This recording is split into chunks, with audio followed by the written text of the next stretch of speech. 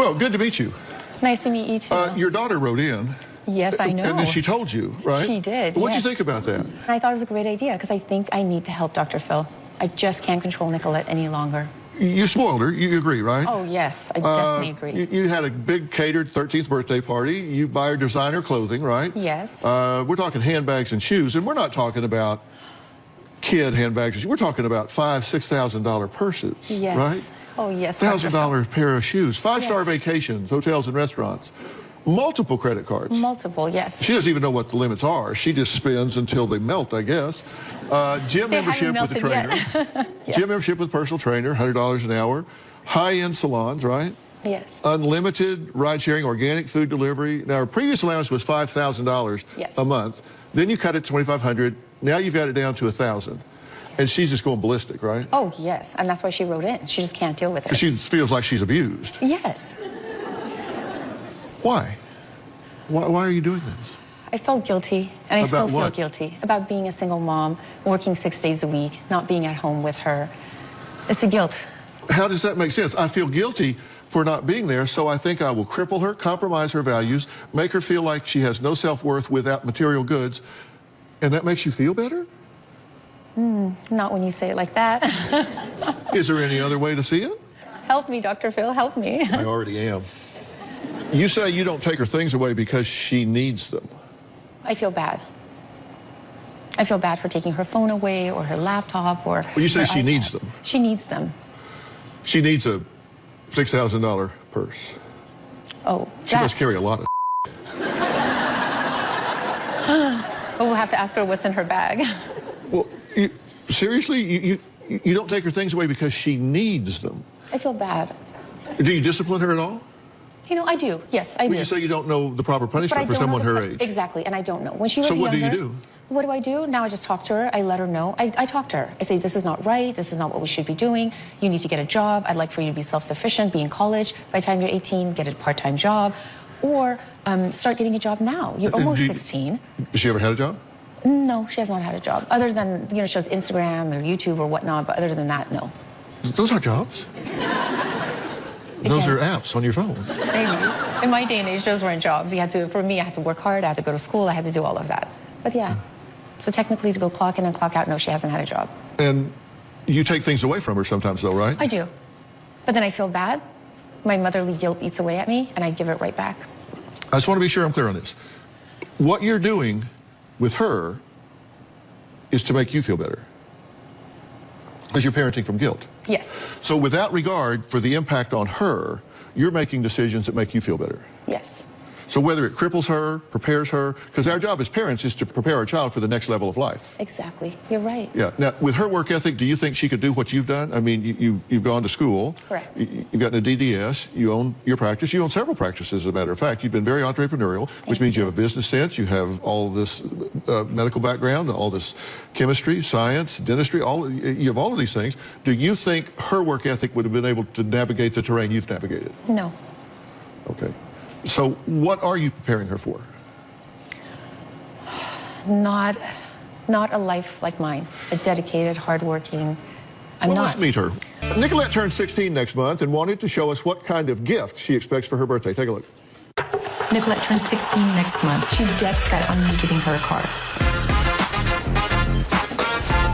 See my G-Wagon. It's pretty normal for people to get nice cars. I want one. If I got her a nice, reliable Toyota or Honda, she would never step foot in it. She's that much of a snob. I want a Mercedes-Benz G-Wagon, matte black, AMG package. My purse needed some tea. Janelle's very special. Oh my God, I didn't even notice that sunroof. Want to turn it on? Okay. Turning it on. The car even shakes when you do that. Oh, that's a lot of space. This is amazing. I can buy even more bags and throw them in the back. My favorite part are the doors because they're just huge, and then they have this design right here. I like the red and black a lot. Now I'm thinking that I really need the red and black Louis Vuitton Palm Springs backpack to go with this. I might need to take the bus to work in order to be able to afford her G-Wagon AMG matte black. What's the price of this one like around? $231. I need that. Yeah.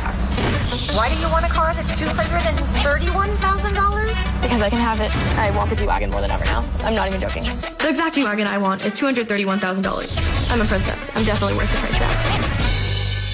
Okay, so listen, like everybody has, different qualities of life, and that's fine. If they're living on this level, it's fine. But the issue is that the mom says that she might have to take the bus to work for her to have a $230,000 car. So that's a problem, I think. If you're getting your daughter a $230,000 car, you should only be doing that if you can do it comfortably in a way that won't negatively impact your life. Why should this woman take the bus to work? And why does this child think she's entitled to this, is my question. It's good to meet you. I've arrived. Yes, you have. You wrote into me. Tell me what you wanted me to get straight with your mom. I want my mom to understand that I can't live off of $1,000 a month, and I grew up on a certain lifestyle. She can't just take that away from me immediately. If someone took her lifestyle away from her, she wouldn't like that. And I grew up on it. It's all I ever know. I can't deal with this. And so I came to you for help. Okay, so you want me to get her to do what? What would be the home run for you? I need her to understand that I need at least $2,500 a month. She works all the time. She doesn't do anything for me. She doesn't drive me anywhere. And so other people would have their moms like drive them places, buy them food, make them food, but I have to do everything myself, and I need the funds for that. So do you do that? When you have the money, are you in there in the kitchen frying up stuff and mixing up batter? No, I'm buying food. So you eat out a lot? Yeah. Yeah. I make food at home, but then I get bored of just... I don't like cooking because it just makes a huge mess, and then my mom gets mad at me, and I don't like cleaning up a huge mess and doing the dishes, and then I just don't like eating at home because it's the same boring food. You say she's not there for you. How do you get to school every day? I do online school. I don't go to school for... You don't go to school? I don't go to, public school for other reasons. Why not? I just got traumatized. I can't get into that right now, but... You got traumatized? Yes. Part of it is why she couldn't keep up with the lifestyle of the other kids in Beverly Hills. There's other reasons. I'm not just, being a brat about that. But you don't go to school, do you? I do online school. Yeah, how's she doing? She's doing okay. I had to push her a little bit to get some of those grades up, but when she wants to focus on something, she's doing good. Yeah, and I like it because I can actually focus on it because I also was behind in public school. I was really behind because it would go so fast, and so now I can actually take my time. So that's nice. And I don't have the pressure that I had at school and everything. Yeah. So you want a G-Wagon for your 16th birthday? I need my G-Wagon. There's no question. I need it. There's no question? Yeah. You need that? Yeah. My mom's buying a Bentley for herself. Why can't I get a G-Wagon? Why do you need a G-Wagon? I really want the G-Wagon. Well, I understand you want it, but why do you said I need the G-Wagon. Why do you need I really like the way it looks. I've wanted one for over 2 years now. Every time I see them, you see so many of them near my house, and every time I see one, I'm in awe. I love them. The interior is so nice, and there's no blind spots at all. It's so big and open. There's so much trunk space. It's amazing. And they look so nice inside. When you're inside, when you see the interior, the exterior doesn't even matter at all. It's just amazing. And I really want a nice car. She wants to give me a Mercedes C-Class. I will accept that car. I will. It started with a Honda or a Toyota, and then it barely gets. I will be happy with that car. I want my G-Wagon. I want my G-Wagon. Really? A C-Class? No, we started with a Honda, a Toyota. I started with a Toyota. Absolutely not. I will not be driving anything that can be considered an Uber X. A what? An Uber X. An Uber X? Yes, we're going Uber Lux and above. My car doesn't cost $231,000. Why not? Why doesn't it? That just seems like an exorbitant amount to spend on a car. It just seemed foolish to me. I just wouldn't spend it on a car. Well, I want to. We're talking about me here. Yeah, This is my show. I suspect you talk about you a lot. But here's my question legitimately. Do you think you should start your life at the level your parents' life is? You think you should start where your mother is now? Why not? Why start low when I can start high? Well, because you haven't earned it. But why can't I have it? Because you haven't earned it. Someday I'll earn it. But now I And want so my someday G-Wagon. you can have it. But I want it now. I'm not waiting. I will only wait till I get my license. Well, Nicolette's friend Joel is here. He says Nicolette calls people peasants and thinks everyone should be a slave to her. We'll talk to him next. My name is Nicolette, and I slay my way down Rodeo Drive. I love Dolce & Gabbana. I love Saint Laurent, and I love that dress. I need that. I can't stand that my mom is cutting my allowance now. I started having credit card limits of $5,000 to $10,000, and that was when I could buy whatever I wanted on Rodeo Drive. In an ideal world, I want at least $10,000 a month. So the solution is I need a sugar daddy. I don't want to go to work and get a job because I haven't had to do that my whole life. My work is called shopping. I love Fendi bags. I really want one of the puffs that I can put on this bag. I know that I'm not poor, but I feel poor, and I don't like that feeling at all. I can't cope without all the money I used to have. It's awful. It's not a life I want to live. Well, Nina says even after she lowered her daughter Nicolette's monthly allowance from $5,000 to $1,000, Nicolette is still overspending on her credit cards in order to keep up with the rest of the teens in their hometown of Beverly Hills. Now, Nina says that's when she decided to allow family friend Joel to move into her home so he could help chauffeur Nicolette around and kind of watch her spending. If you ask me, Nicolette is absolutely spoiled, entitled, and bratty. I love that Joel lives with us, and he completely gets what I'm going through with my daughter. Everything kind of revolves around Nicolette. She can be very demanding. If Nicolette doesn't get her way, she acts like a kid, stomping her feet, shouting until she gets what she wants. She uses the word peasant a lot to describe people who are below her, and she doesn't really look at how privileged she is. What I think that Nicolette needs to understand is that her mom just isn't an ATM machine. What Nicolette needs to realize is you have to work for what you want. You can't expect your whole life to be handed money, free things. But I hope Dr. Phil can give her some insight and show her that there's a much bigger world outside of Beverly Hills. Well, Joel, thanks for being here. Oh, thanks for having me. I'm going to have some questions for you in a minute. You've just watched 2 videotapes. Your daughter was making a lot of comments and kind of giving some information about what she thinks and feels and values. Yes. What's your reaction? I don't like what I'm seeing. You created me. I've created a Beverly Hills brat. Why do you think she's that way? I think I made her that way. You I'm to did. blame. You raised me. Should have done better. What do you think she should have done that she didn't do? I don't know. I was never loved as a child. I feel like I never was. Yeah. Do you really feel that way? Yes. Or is that something? Do you feel like she doesn't really connect with you and bond with you? Yeah, I feel like Joel's the only one that cares about me. Yeah. Do you tell her that? Yeah. And what does she say when you tell her that? She says that she cares about me, but still, as a child, I was never loved. She just gave me money. So wouldn't you rather have more love and less money? I want both. Yeah, no, I understand. No, I get that. But you want more of your mom, right? Yeah.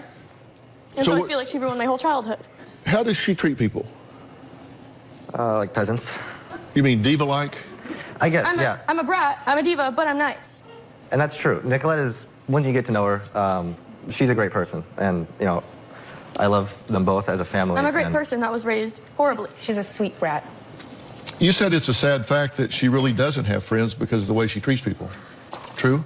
It's true. It's hard because she doesn't You go says to- it is sadly true that Nicolette has no friends, but it has nothing to do with her not having the right materialistic items. I have my bags. What do you mean? Those My are your bags are my friends? friends. Those aren't friends. Those are inanimate objects. I know, but they're still always there. Right. You say she has an annoying attitude and bosses people around, demanding things from them.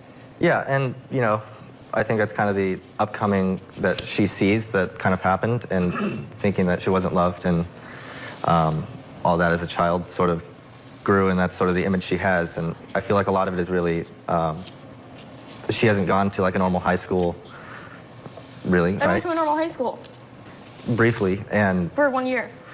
briefly. Did she live at the Beverly Hills Hotel for 6 months? She did. With a friend At the Beverly Hills Hotel? at the Montage.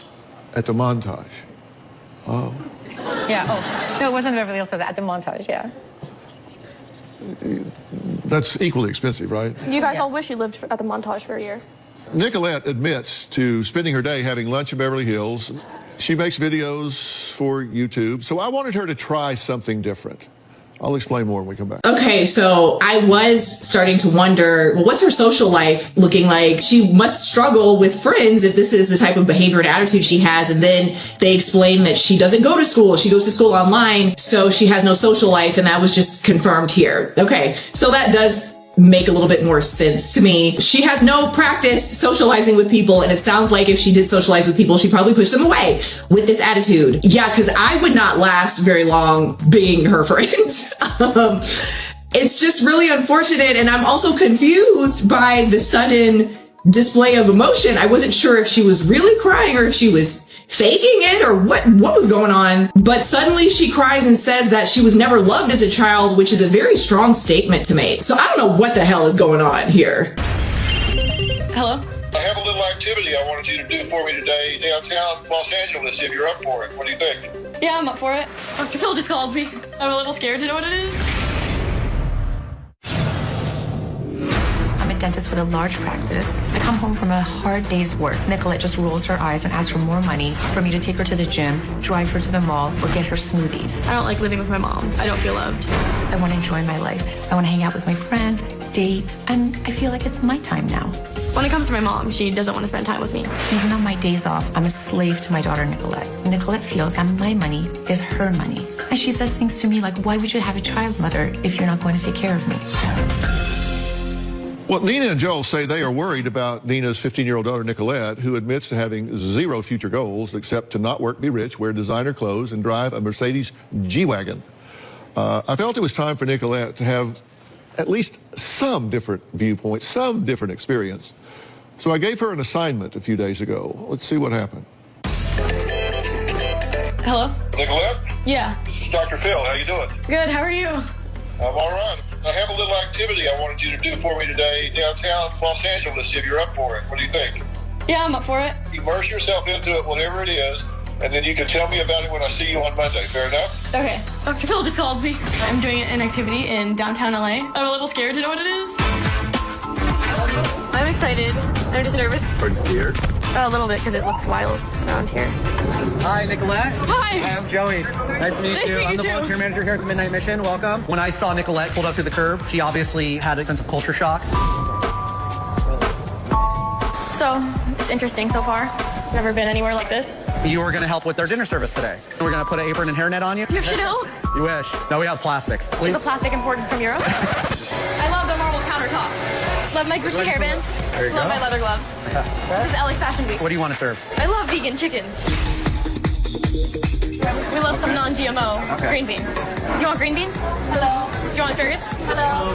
How are you doing? The grossest thing was I saw someone throw up. Some people, when I was serving them food, they were like, ah. I never thought it would be like this. Normally when I see a large group of homeless people, I'm just passing by. This gentleman is a program participant. What was it like going through the program? I came from on 32nd and Central. I was getting high and doing all that. And I found out about the Midnight Mission. It brought me my dignity back, my respect back. Interesting story. When I first arrived at the mission today, I was pretty terrified. It was just really cool seeing a different type of class than I usually see. Why don't we have you help clean up? Soak one, wipe everything down, and then take the other one and dry it off. This experience for Nicolette today was a little bit of an eye-opener. I feel like I did a really good thing. So what'd you take away from that? It was fun, and it was nice to see everyone so grateful when I would give them food. It was a culture shock, and I was scared at first. We went in, and I was terrified when I went in because everyone just kind of looked a little wild and deranged from the outside. And then I went in, and it wasn't scary. And then I got my apron on, my hairnet, and I started serving food. I saw someone flip a table. Some people would like kind of yell at me when I was giving them food, but I got a couple thank yous, so we're great. Did you feel good about yourself for having aided some of those folks for a time, even if it was just a short time? Definitely. Please welcome Joey Weinert from the Midnight Mission in downtown Los Angeles. Joey's been working at the soup kitchen and homeless shelter for the past 3 years. As you know, I've been down there because I work with LAPD, and they do a great job down there. But for what you do down there, an awful lot of people would be awfully hungry and awfully cold sometimes. People think this is LA, it doesn't get cold at night. That's not true. It gets very cold at night. So God bless you for what you do down there. It's a great, great, great thing. So how'd our girl do there? What was your observation? Well, like I said in the beginning, she definitely looked like a deer in the headlights when she stepped out of the van. My first impression was actually pretty good because she looked me in the eye and stuck her hand out and shook my hand. So I figured at least she would be receptive. And we went in and pretty much went directly to work. And Nicolette seemed to be ready to take on whatever was kind of put in front of her. And so, seeing this, I heard the other side, and I think that's what I saw today. I saw, there is another side to Nicolette, and she seemed to actually really care about what she was doing. She was a pleasure to have, and she worked really hard. Yeah, I was really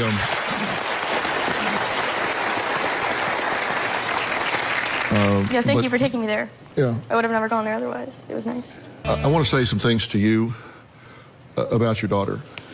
What I'm concerned about is her self-image. And self-image is the perception or mental picture that you have, your appearance, abilities, and personal worth. And I think when someone feels like they have to have all of these things in order to feel like they're presentable, to feel like they're worthy, to feel like they can be acceptable, then they don't have much self-worth. Well, my mom made me feel that way. You know, I've said that overindulgence is a form of child abuse. It does cripple a child. You see, a child forms their self-image, their self-worth by making attributions to themselves. We watch ourselves in situations and say, wow, I did that. I overcame that. I accomplished that. I did that. I learned about myself that way. So I have confidence that I can do these things. She's saying, you screwed up. You parented me that way, but it's not over. You sure? I'm sure. Yes. I guarantee sure. it's not over. Re-parenting. So many parents have to have the opportunity to re-parent their child. So you guys need to redefine your relationship. How do we do that? You give her more love and less money.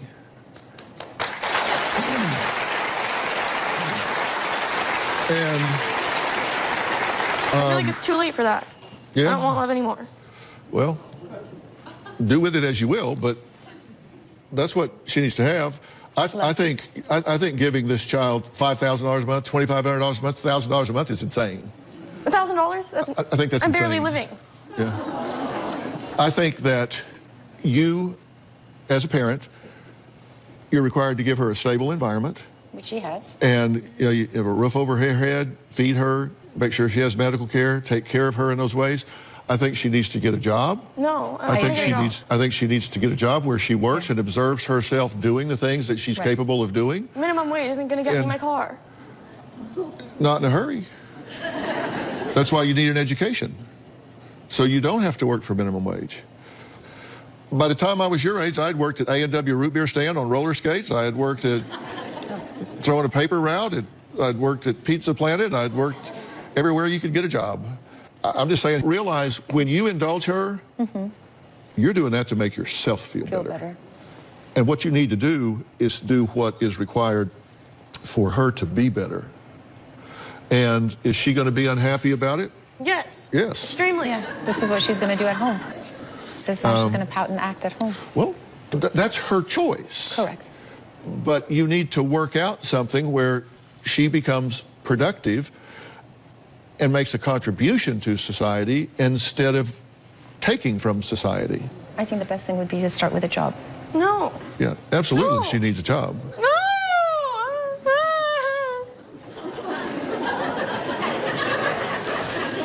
And I think it would be great if you volunteered some more at the soup kitchen. You could do some great volunteer work down there. I did that. No. I started with a babysitter. I think my first job was at IHOP. Oh, you don't pay me to babysit. She makes me babysit for free. She doesn't need a job babysitting. She needs a job in the world. No. She doesn't need a job at Absolutely home. not. She needs a job in the world.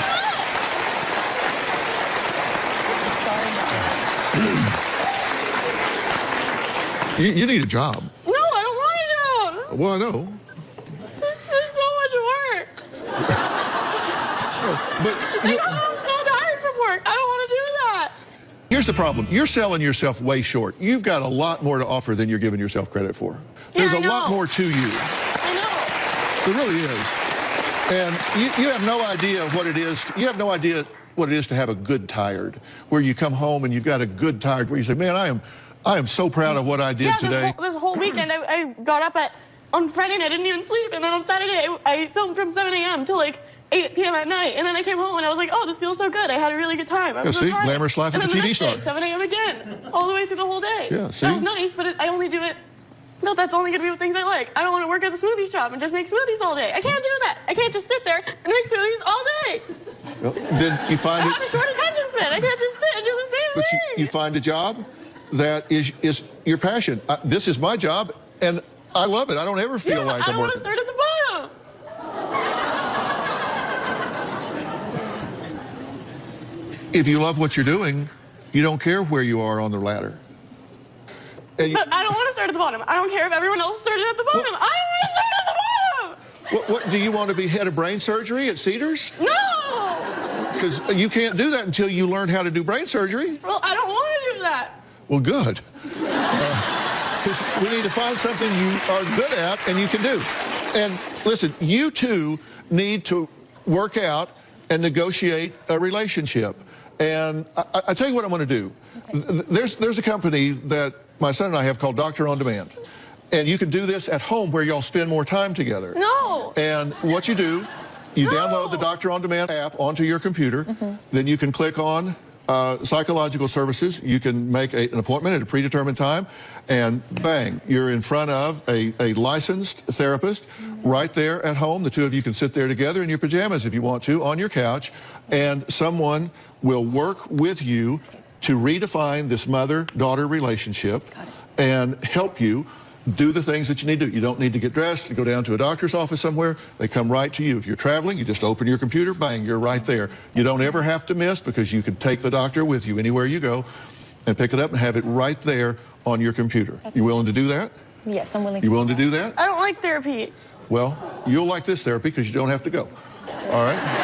And somebody's going to help you renegotiate and start this reparenting so this young woman can rediscover herself. She's selling herself way short. I agree. I understand that I'm a brat. I know that I'm a brat. I know that all the world isn't like this. I just like my own little bubble. I just never felt loved as a child after my parents' divorce. It's me. Are you ready to do the reset button? No. Start new? Well, you heard what Dr. Phil said. I heard it. I have ears. You can't just reset the button. New allowance? Absolutely not. You getting a job? Absolutely not. And helping out around the house? Absolutely not. I'm leaving. I'm a brat. I know that. You're in a bubble and I'm in a bubble. Let's stay in our own bubbles. I think it's time that we burst both bubbles. No. I feel like I've just been a toy my whole life for my parents to play with, and I don't like it. I'm really sorry. I wish I could take things back and make things better. And if I've done you wrong, I'm really sorry. And if I've hurt you, I'm really sorry. I know you're hurt. I understand your pain. I just want to help fix it for you. I'm really sorry. I accept your apology. Okay, well, so in this episode, we have Nicolette, who's 15 years old. She wrote into the show because she says that her mom used to give her $5,000 a month in an allowance, then dropped it down to $2,500, and now it's down to $1,000 a month. She wants Dr. Phil to make her mom give her more money every month. And she wrote Dr. Phil for that purpose. I'm shocked at, I would have expected her mom to have written in about, hey, Dr. Phil, my daughter is a spoiled brat and she's lazy and entitled. But no, she wrote in to say, I need more money. Yeah, her attitude is not it. It's no wonder that she struggles with making friends when this is the behavior and this is the entitlement and the attitude and the arrogance that she displays. I can't help but wonder what else is going on, because remember, at some point she suddenly started crying. I don't know if there were tears or not, but she appeared to be crying, saying that she was never loved as a child. That's a very strong statement to make. It seems like she doesn't like her mom very much, but she wants to monopolize her mom's time. But she also complains her mom doesn't spend enough time with her. So she wants more time with her mom. But at the end, when Dr. Phil said, you guys can spend more time together, she said no. So I don't know what she wants. And maybe she doesn't know what she wants. But I'm just trying to understand what is going on with their relationship. Her mom seems nice enough. We don't know these people. She could be terrible behind the scenes. But her mom was not giving off too many red flags other than just being not plugged in enough right now. Maybe she's not locked in. Maybe her mind is elsewhere or her focus is elsewhere and she works a lot. So maybe the issue is Nicolette not receiving enough attention over the years. And at the end, she said she didn't feel loved after her parents' divorce. So I guess that had an impact on her. But then if that's the case, she should be open and receptive to the idea of therapy, because I think she really needs it. But what did you guys think about this episode? What do you think about Nicolette? Why do you think she feels so entitled? Is it just that she's been spoiled this whole time and this has created a monster? Or do you think that there's been neglect in the past or something negative in her relationship with her parents in the past that has led to this? What do you think her response to being told she needs to get a job? What do you think about her attitude towards calling people peasants? The hell is up with that? Peasants. What do you think should be done moving forward to get her more aligned with living in reality? You guys let me know. Drop it in the comments.